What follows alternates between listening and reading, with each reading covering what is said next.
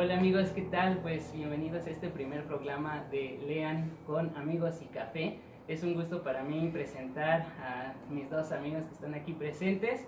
Tenemos a Ángel Barrón y también a Alfonso Mares, que van a estar escribiendo con nosotros en la revista Lean, su servidor Shel Durán.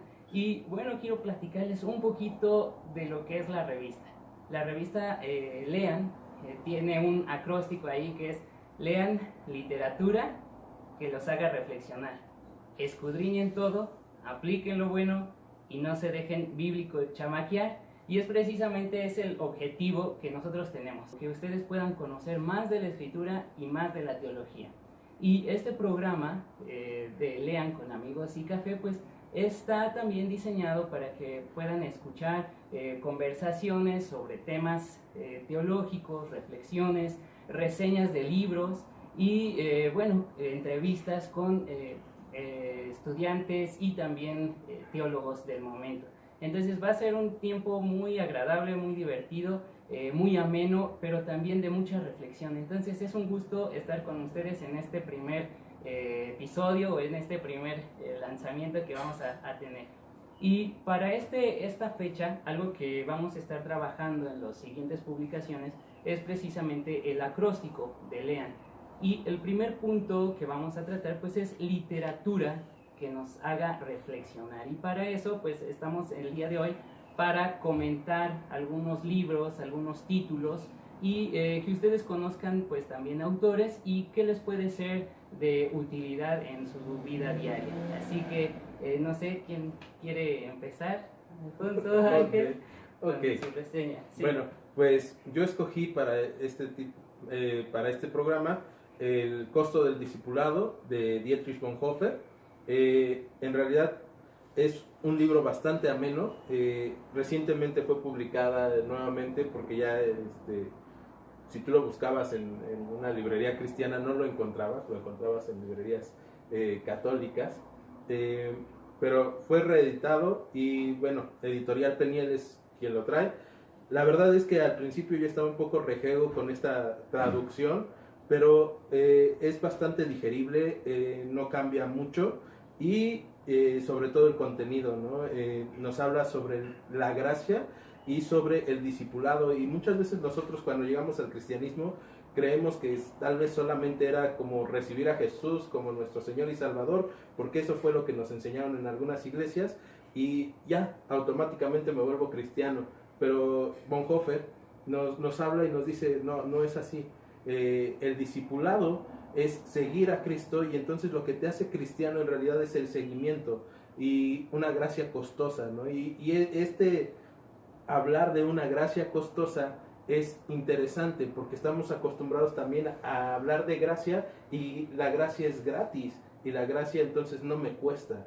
Y aquí dice Bonhoeffer, una de las frases que tiene es: ¿cómo no me va a costar aquello que le costó tanto a Dios? Y entonces la salvación, y si es por gracia, o sea, somos salvos por gracia en Cristo Jesús, y Bonhoeffer lo maneja muy bien, pero también es cierto, ahora que eres salvo, ahora eres llamado, ¿no? Y como a los discípulos se les dijo, Jesús va pasando, ve a Pedro y les dice, a Pedro y a su hermano, y les dice, síganme, yo los haré pescadores de hombres, ¿no? Y luego va pasando con otros dos hermanos y les dice, síganme. Y entonces el costo de la gracia, dice Bonhoeffer, es el seguimiento. Y el seguimiento es un seguimiento por todas las áreas de nuestras vidas, ¿no? Y también por cosas difíciles, por cosas agradables. Entonces creo que es un libro bastante ameno, es un libro bastante bueno y que te hace reflexionar. Hablando de una literatura que te haga reflexionar, te hace reflexionar mucho sobre el cristianismo que estás viviendo,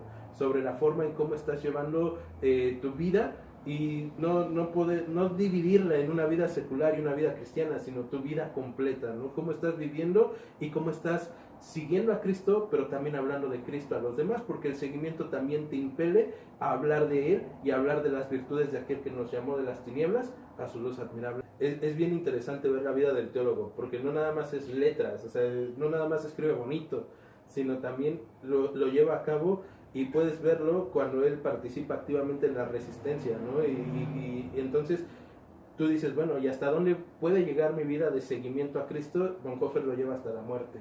Y es una persona que realmente apoya a aquellos y que se ve que está siguiendo a Jesús, ¿no? Apoya a aquellos que están en opresión, a aquellos que están en dificultad, busca sacar a judíos del país, busca compartir de Cristo, busca, aún con militares nazis, busca compartir el evangelio, dar gracia con condenados a muerte. Entonces, Bonhoeffer en realidad, yo creo que cuando él habla del costo de la gracia, era algo que Dios estaba preparando en él, más adelante lo llevaría a cabo, ¿no? Y bueno, con la guerra nosotros podemos ver a un Bonhoeffer que resiste, a un Bonhoeffer que confía en Cristo. Entonces, para mí es un libro excelente, recomendadísimo si no lo has leído. Si ya lo has leído, bueno, ¿qué te cuento, no? Entonces, reléelo porque te va a ayudar nuevamente a quitarte las arañas de tu vida cristiana. Ángel, adelante con tu reseña o el libro que recomiendas. Sí, pues primero, gracias por la invitación a hablar, ¿no?, de lo que más nos gusta hacer, que es leer, hablar de Dios, de la teología. Y bueno, pues dentro de muchos libros que considero favoritos, escogí este de Juan Carlos Wright, que se llama Pensamientos para hombres jóvenes. Él en su tiempo fue muy famoso, él vivió en el siglo XIX en Inglaterra, él fue obispo y fue muy conocido por sus características al escribir.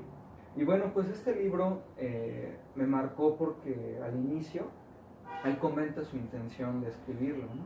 Él seguramente lo escribió ya estando pues grande de edad. Entonces él comienza diciendo que pues él ha vivido muchos fracasos, errores, malas decisiones, altas y bajas en su vida, pero que a través de esa experiencia él lo que quiere es ahorrarle muchas lágrimas de sufrimiento a los jóvenes, muchas lágrimas de amargura en su expresión. Entonces pues él lo que hace es que da algunas razones por las cuales él hace esta exhortación basándose en Tito 2.6, ¿no? Cuando Pablo, después de hablarle a los hombres, a las mujeres, le dice a Tito: exhorta a sí mismo a los jóvenes a que sean prudentes. Pone un ejemplo que a mí me gusta mucho en la cuestión de los hábitos, ¿no?, de que de la juventud se forman los hábitos, y pone de ejemplo de que si tú a un árbol recién plantado y a los pocos meses o semanas, pues la rama está pequeña, ¿no?, y incluso un niño la puede quebrar, pero dice que ni aún 100 hombres pueden quitar un tronco de un árbol que ya está maduro. Entonces dice que en la juventud, en los primeros años de vida, se forman hábitos, y se forman hábitos pecaminosos también, que probablemente conforme va pasando el tiempo va a ser más difícil de dejar.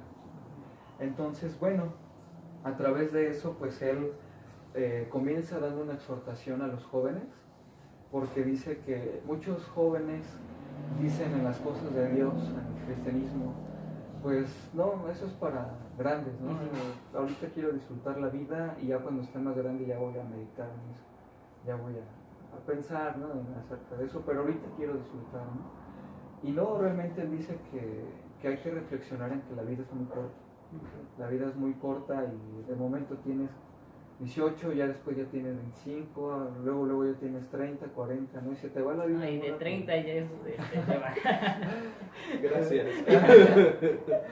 Entonces, pues basado, ¿no?, también la escritura te dice que es como un vapor, ¿no? Entonces, pues es una exhortación a que medites brevedad de la vida, a que no desperdicies tus años de juventud en las cuestiones pecaminosas, ¿no? Si tú estás viviendo para estas cosas que son pasajeras, realmente estás desperdiciando tu vida a la luz de la Escritura, porque nosotros fuimos creados para Dios, fuimos creados para conocerle a Él, para vivir en comunión con Él, para conocerlo, para glorificarlo en cada aspecto de nuestra vida. Si no estamos haciendo eso, realmente estamos desperdiciando nuestra vida, desperdiciando nuestra juventud. Pero realmente yo invitaría a que si no conoces de este autor, o si no has leído este libro, yo te invitaría a leerlo. Y realmente me gustan mucho sus palabras en cada párrafo, porque él dice, yo ya lo viví, ¿no? O sea, yo ya lo viví, por eso te quiero ahorrar muchas lágrimas. y se ve que su intención en este tiempo pues no era escribir por escribir, no era hacer un bestseller, no era que muchos jóvenes lo leyeran en el aspecto comercial, sino que realmente su intención realmente era genuina, ¿no? Era hablarle a los jóvenes de su época a que no desperdicien su vida y a que realmente consideren la escritura en sus caminos.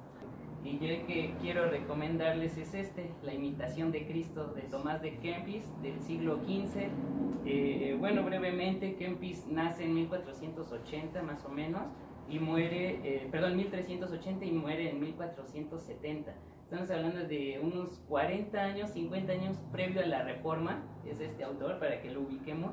Interesante, la mayoría, como los que están presentando, no son difundidos por editoriales evangélicas, ¿no? Este es una edición de Porrúa, ¿no? Entonces este lo puedes encontrar en cualquier Porrúa, en cualquier Gandhi, cualquier librería. La imitación de Cristo. Bueno, Tomás de Kempis pertenecía a un movimiento o a un grupo que se llamaban los Hermanos de la Vida Común, ¿no? Y en el contexto en el que él escribe, por un lado estaba el escolasticismo, ¿no? Que buscaba razonar la fe, ¿no? Entablar un puente entre fe y razón, no oponiéndola, sino entablar un puente, ¿no? Entre la fe y la razón. Pero el sistema escolástico era muy académico. En contraste o en oposición estaban los místicos, ¿no? Los místicos que decían, no, a mí no importa la teología, solamente puedo meditar en Cristo, ¿no? Y lo que buscaban los místicos pues era esa experiencia estática, esa iluminación, sí, a través de la devoción, ¿no? O a través de la lectura de la escritura, pero pasando por alto todo el proceso de interpretación, ¿no? Era como abrir la Biblia y ¿qué me dice a mí? Y en medio de ello estaban los Hermanos de la Vida Común, que no eran obispos, no eran sacerdotes, no estaban ordenados, por así decirlo, eran laicos que se iban al retiro para afrontar las tentaciones como hermanos, pero también meditando en la escritura.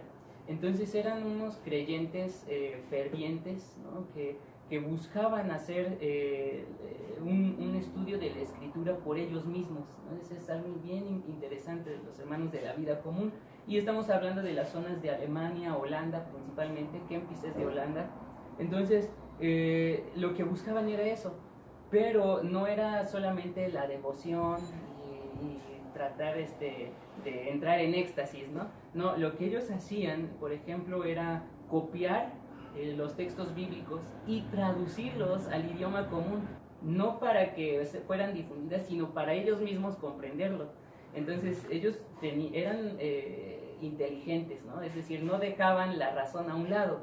Por otro lado, también los Hermanos de la Vida Común fundaron hospitales y fundaron escuelas para darles educación a la población en general a partir de la escritura, ¿no? Entonces estamos hablando de un movimiento muy bien organizado, con una fe muy robusta, muy firme, y que más bien, y que eso los llevaba a la práctica, ¿no? A influir en todas las áreas de la sociedad. Entonces, en ese contexto es que Tomás de Kempis escribe esta imitación de Cristo. Y esta imitación de Cristo pues también es un tipo devocional. Son 4 tratados en los que él va escribiendo sobre quién es Cristo, ¿no? Y cómo lo podemos conocer. Y una de las frases que los Hermanos de la Vida Común tenían era que la humanidad de Cristo abría el camino para conocer su divinidad, ¿no? Es decir, a partir de la humanidad de Cristo, de cómo vivió en la tierra, podemos conocer su divinidad. Y este es un texto muy rico de leer. Hay otras traducciones, pero a mí esta me parece muy buena.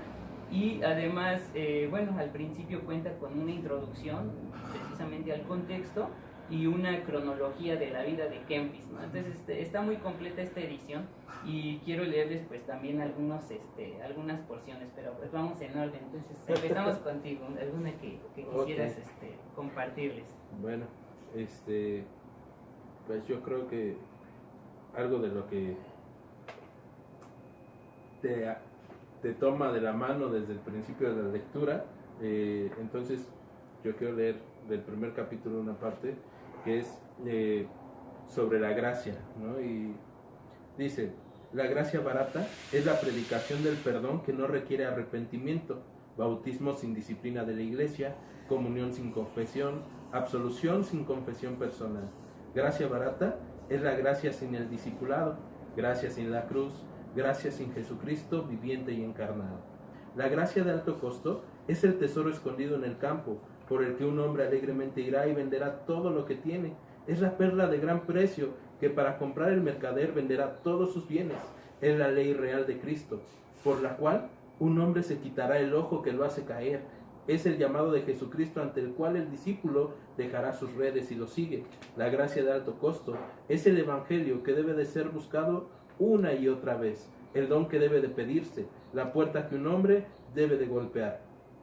Una gracia así es costosa porque nos llama a seguir, y es gracia porque nos llama a seguir a Jesucristo.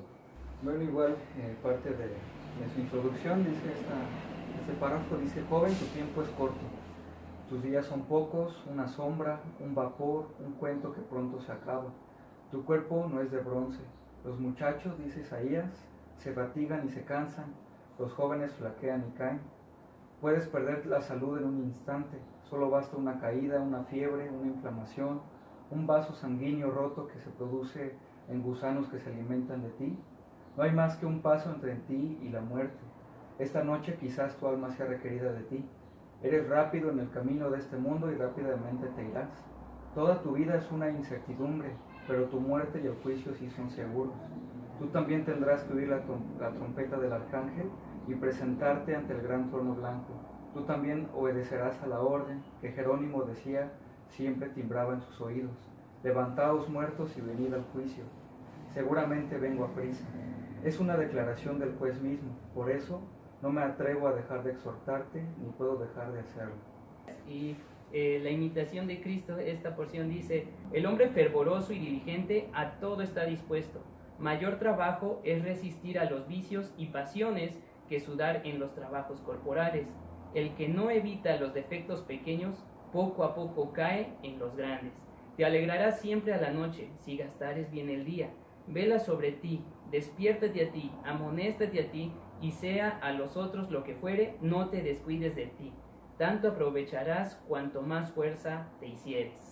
Y termina con un amén. Y sí, estos textos pues, nos van a alentar, ¿no? en la vida cristiana, sean jóvenes o sean de mediana edad o ya adultos mayores. Estos textos pues, nos van a ayudar, ¿no? bastante en nuestra vida cristiana.